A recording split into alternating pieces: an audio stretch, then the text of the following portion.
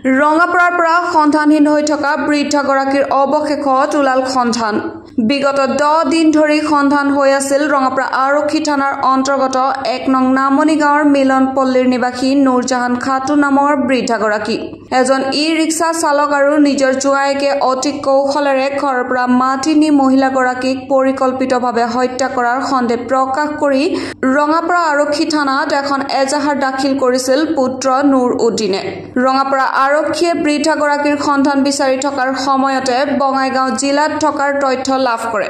পাছত ৰঙাপাৰা আৰক্ষী আৰু মানিকপুৰ আৰক্ষীয়ে যুটীয়াভাৱে অভিযান চলাই চৰ অঞ্চলৰ পৰা বৃদ্ধগৰাকীক উদ্ধাৰ কৰে।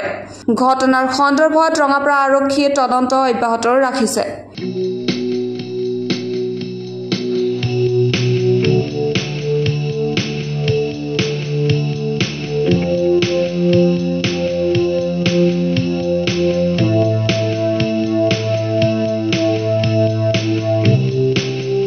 ক'ত গৈছিলে আপুনি? ক'ত গৈছিলে?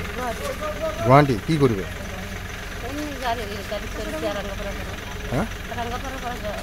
ডাঙাপাৰাৰ পৰা গুৱাহাটী গুচি গৈছিলে গাড়ীত। কি কৰি? News desk, news wide Assam.